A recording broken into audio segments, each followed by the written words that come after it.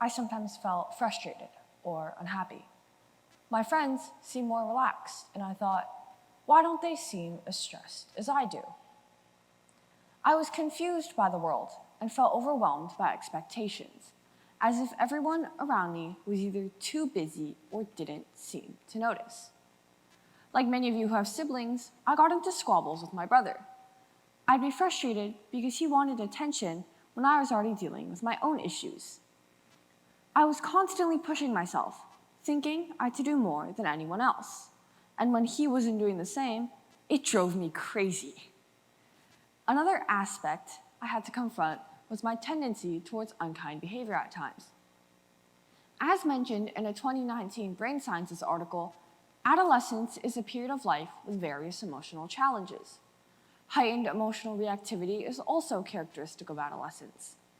Now, standing here, I want to share how I uncovered a path to navigate my adolescent crisis through the teachings of Buddhism and realized that we all hold the power to change our narratives. I learned that true happiness is within everyone's reach, even during the turbulent teenage years. I'm going to tell you how to cultivate true happiness simply through empathy, compassion, and kindness.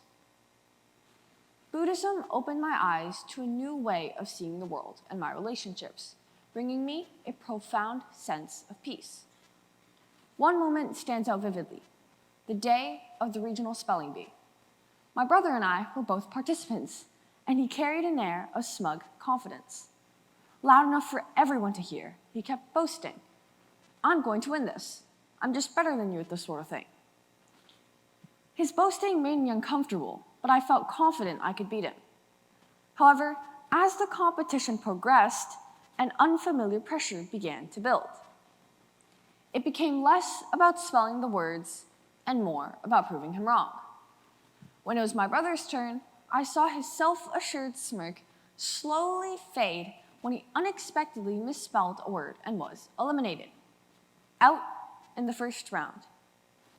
As I moved through each round, something profound shifted in me. It wasn't just about winning anymore.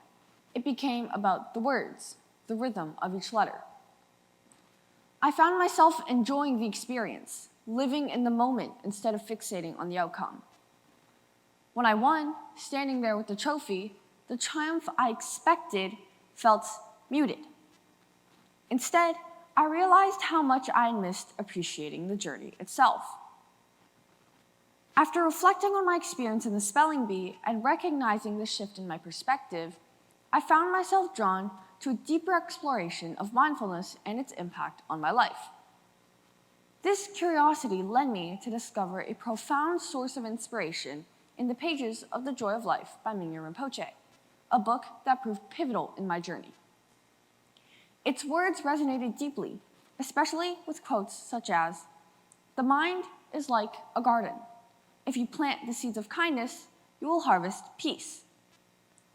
As I turned the pages, I was challenged to view my situation differently, learning how mindfulness, compassion, and karma could help ease the emotional turmoil I was facing.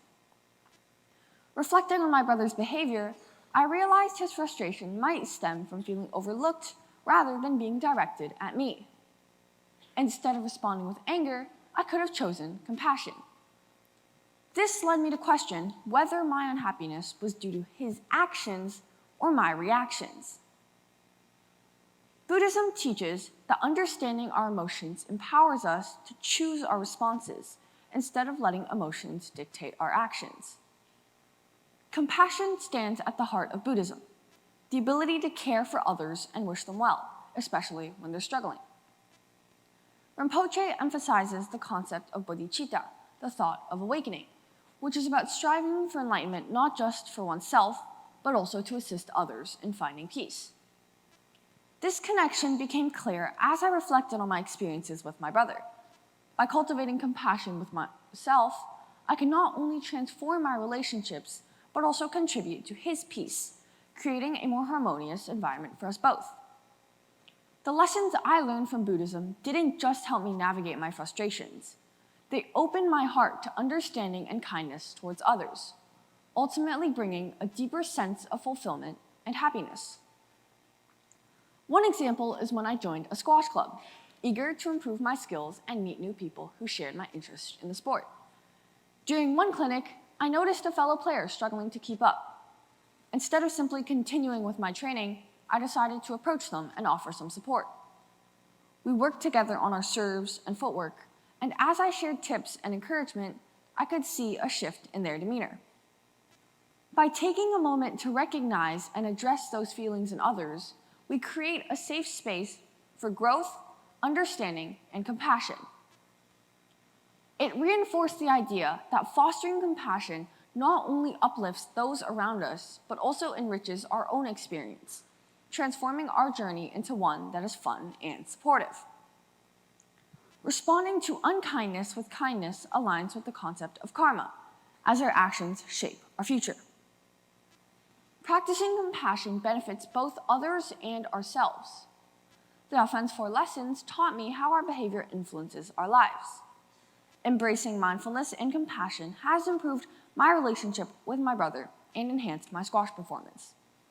Staying present is vital as an athlete, and mindfulness helps me remain composed under pressure, enabling me to let go of mistakes and engage fully in each match. I found a sense of balance, and through the teachings of Buddhism, I hope you can too. In closing, I want to leave you with one simple but profound idea. True happiness comes from within. It's not something we can buy, but something we can cultivate every day. Let's try to plant those seeds of kindness and harvest inner peace. It's not just for monks or spiritual leaders, it's something we can all practice. Remember, happiness isn't something out of reach. It's a shift in perspective.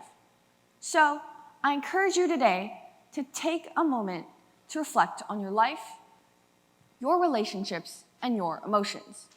Pause and appreciate the good in your life, like a gardener appreciating the plants they've nurtured. Cultivate kindness, empathy, and compassion. Shift your perspective, allowing inner peace and happiness to flourish. Thank you.